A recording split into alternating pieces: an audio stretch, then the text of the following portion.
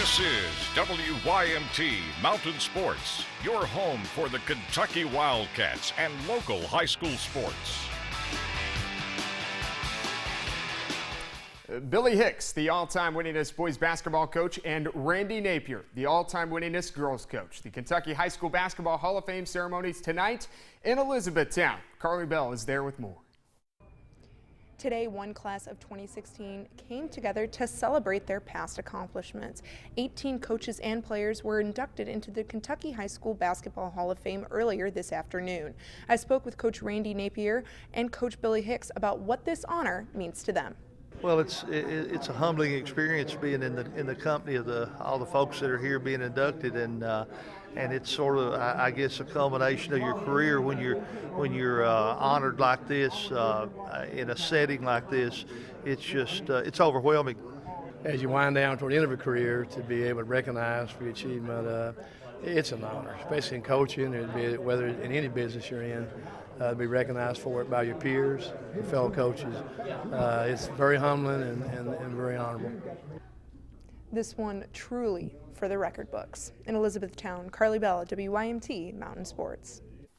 All right, thank you, Carly. Here are the others inducted tonight. Ralph Richardson, Harry Todd, Tom Thacker, and Jim Rose of Hazard. Of course, Rose helped lead the Bulldogs to their three consecutive Sweet 16 appearances in 1964, 65, and 66. He was named All-State in 65, 66, and 67. And of course, went on to play at Western Kentucky. We heard from both the winningest girls coach, Randy Napier, and boys coach, Billy Hicks. Crazy thing is, they will continue to add wins to their resume. Both are still coaching. Randy at Perry Central, of course, Hicks at Scott County, where he has won 2 state championships.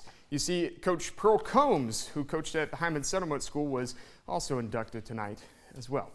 Also, out at the Las Vegas Summer League, Devin, Booker, and Tyler Ulis, BFFs on and off the court. Today, they were on the court reunited like the good old days at Kentucky. Let's go out to Las Vegas. You'll see Ulis and the Suns taking on the Blazers. It didn't take long for Ulis and Book to find a connection in the first quarter. Ulis with the steal, Book with the throwdown. Give me a high five, bro. A little later, Booker. Here you go, bro. Over to Ulis. Jumper. Real good. Next possession down. Ulis showing off some great balance. Oh, actually, we got a Booker shot first. There you go. And then a little bit later, Ulis showing off the great balance. That's pretty. Third quarter, it belonged to Book. First, the cutting dunk.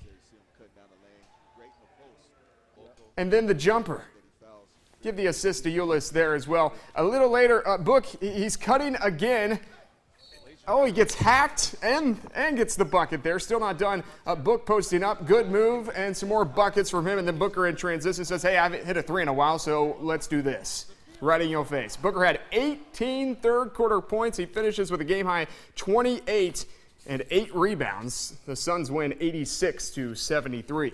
Jamal Murray and the Nuggets taking on the Grizz. We start with the Andrew Harrison, though, the former Kentucky Wildcats, playing for Memphis. The scooping layup. And the foul. Harrison had 6 points. And how about a double scoop of Wildcats? Because here comes Murray. Scoopage and falling to the ground. Now, how about this, though? Less than 6 seconds to go in the half. Off the missed 3, Murray goes in, gets the offensive board, just throws it up because time's winding down. Then he gets his own rebound, puts it back up and in. Even he gets a good laugh out of that. Take another look here.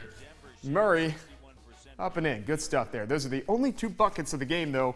He made 2 free throws to finish with 6 points. The Nuggets win 106-62. Trey Lyles and the Utah Jazz taking on the Wizards tonight. Second quarter, Lyles.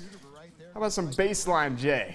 He rocked it all night long. Game high 28 points for Trey Lyles. 7 of 16 from the field, 11 of 12 from the free throw line, but Utah loses 88-73. The Boston Celtics, Chicago Bulls. We go second quarter. Terry Rozier. I'm over here. Knocks down the 3 ball. 3 of his 13 points. Celts down 5 later. Rozier to James Young. The Louisville and the Kentucky connections working up right there. Young finishes with just 3 points, and Boston loses 71-62. One other former Kentucky Wildcat balling out today in Vegas. DeAndre Liggins dropped in 8 points for the Cleveland Cavaliers, but the Cavs lose to the Brooklyn Nets 79-73. Well, before today's game, Jay Bruce was told he would be making a trip to San Diego for next week's All-Star game as an injury replacement. And thank goodness he got the notification today and not Sunday. You see, Bruce had a hotel room booked already a while back, but would have needed to cancel it by 3 a.m. Sunday morning to avoid paying for it. Like it would have mattered anyway. He's making $12,541,666 this year. I don't think you would have had to cancel the hotel room. Bruce will make his third appearance as an All-Star, batting averages .265 with 18 home runs this year. Bruce and the Pittsburgh Pirates outfielder Starling Marte were added to the National League team because Dexter Fowler of the Cubs and Yoenis Cespedes of the Mets were hurt. Well, speaking of the Reds, they're in South Beach this weekend, taking on the Marlins. Top of the second, Marlins up 1-0. Adam Duvall cranking one out in a hurry. You'll see him in the Dinger Derby next week in San Diego. Top fourth, Brandon Phillips, RBI single. That'll score Jay Bruce. It's 2-1 Reds, but that's all the runs they get. Cincinnati loses 4-2. U.S. Olympic trials continuing out in Eugene, Oregon tonight. Men's 110-meter hurdles, semifinal heat number 2. Kentucky Wildcat Nick Anderson in lane 5. You see him there in the blue. Needed a top 2 finish to automatically qualify for the final heat, but ends up finishing 6th with a time of 13.95 seconds. He does not advance to the final. Ronnie Ash wins the heat with a time of 13.34. Vroom, vroom. Gentlemen, start your engines. NASCAR was in the Bluegrass State tonight. The Quaker State 400 out at Kentucky Speedway. The race just ending. Team Fast Track parachutes onto the field as they bring the American flag down. Great video right there. Marlena Van Hoos. She's always rocking the mic, singing the national anthem. Good stuff here by NASCAR. Each driver wearing a flag on their A-post to honor the fallen officers in Dallas, Texas. Let's go racing. Kevin Harvick and Brad Keselowski battle for first place as the green flag drops. And we got racing in Kentucky. The Blue Deuce out in front. Lap 11 we go. Ricky Stenhouse loses his front right tire right there, and he has to go to the pit. He's smoking a little bit. Lap 32. You can see Stenhouse really struggled. Get that thing in the pit. Ooh, that's beat up. He would not return. Now we go to lap 32. Jimmy Johnson having a little bit of trouble.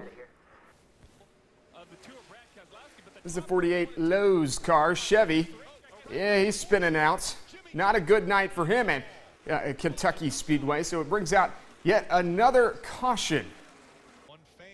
And then, this is the crazy moment, scary moment at the race. A fan's car catches on fire in the parking lot during the race. No injuries reported.